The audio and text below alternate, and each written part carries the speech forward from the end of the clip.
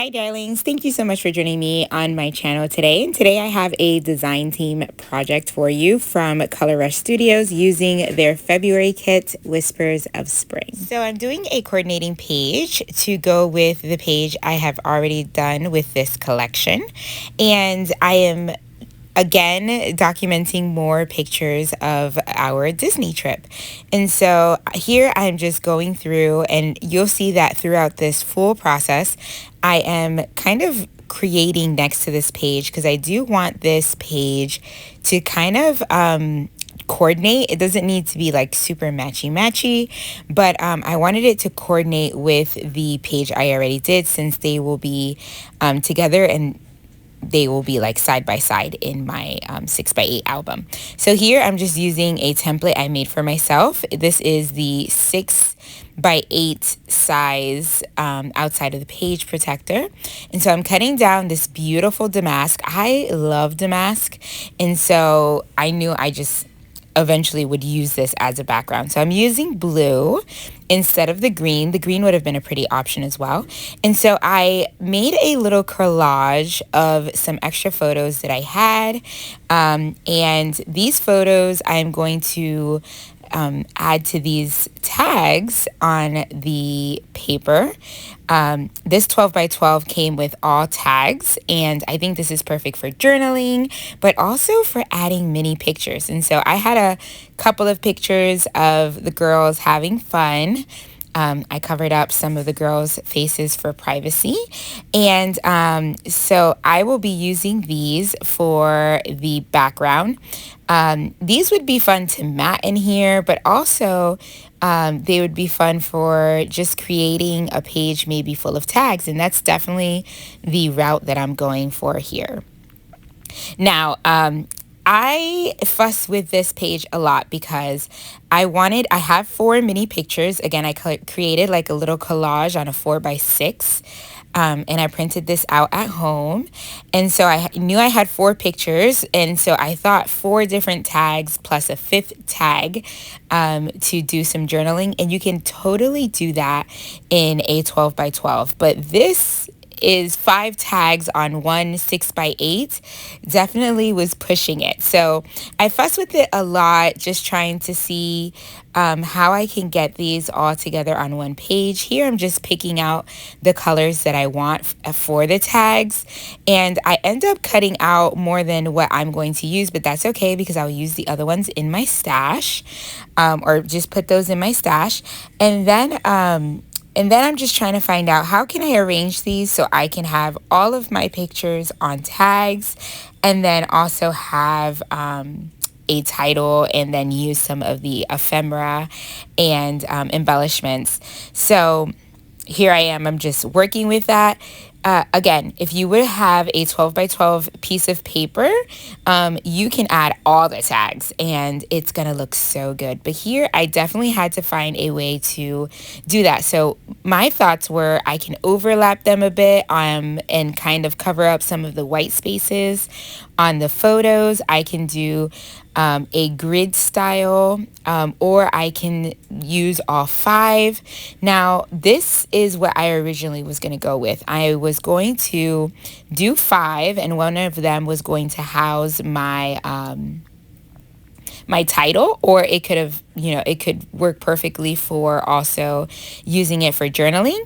But I already had a little bit of journaling over on the left-hand side of my page. So here, I love that her tags look like they already have the little ring around, and so that's perfect. And so what I'm doing is I'm using some of this mint ribbon from the Ribbons and Frazzles, and I used some of that on the left hand side. So here I added them to the top of all of the tags that I was going to use, and now I'm going to start gluing them down. So what you'll see is that after messing with it, I decided to just go with 4 tags, and these 4 tags are going to house my 4 pictures, and then I would do mini subtitles with the same alpha that I used for the title on the left hand page.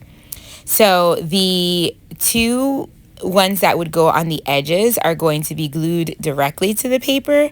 And then I added some pop dots to one of them. And this is just going to make it easier for me to layer things under it, but also it'll give it a little bit of dimension, and a little bit of just a little bit more, how can I say this? Just a little bit of a more 3D effect, so everything's not so flat on the page. Of course, the beautiful ribbon helps with that as well. Okay, so after I cluster these across the page in a diagonal type way, I had this little line on the pink paper or tag that was perfect for adding my date. And then I'm going to use a little bit of this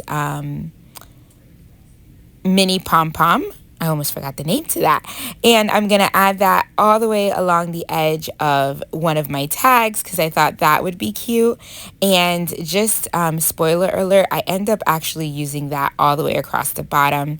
But you'll see that a little bit later on in the video.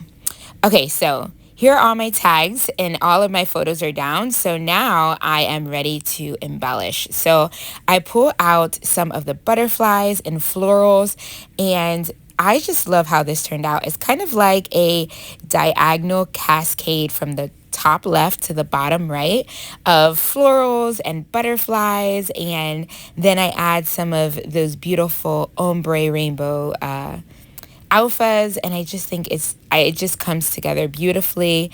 And I love that the diagonal cascade of the tags kind of mimics the diagonal going from top left to bottom right on the other page, so it kind of makes it coordinate as well without being too matchy. So I really love that. That was serendipity.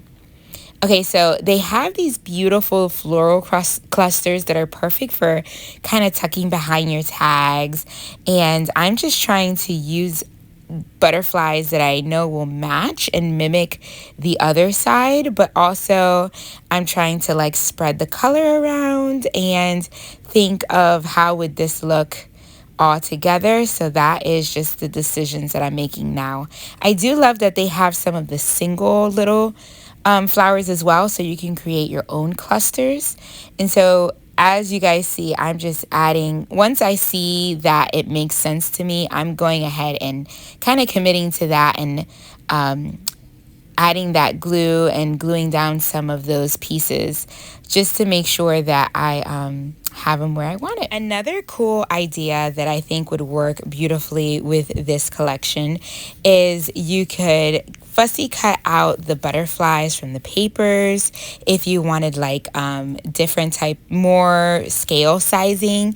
You could also cut out floral bunches from the other papers. So don't be afraid to cut up your papers once you finish up with your ephemera. So here I am looking for a way to add just a little bit more pink to the page. So I thought about maybe adding a little bit of the pom-pom ribbon to the bottom of all the tags.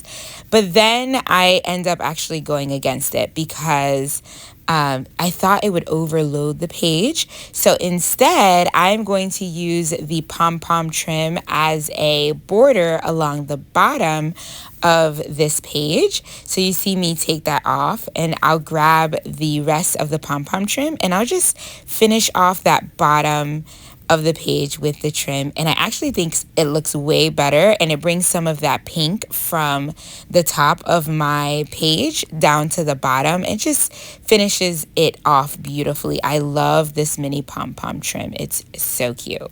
Okay, lastly, I am going to grab the alphas, and these alphas, again, they are the same alphas that I used last time, and they come with this collection. These are from Pebbles, and they have an ombre type of look, but they are not all the same, which is really pretty.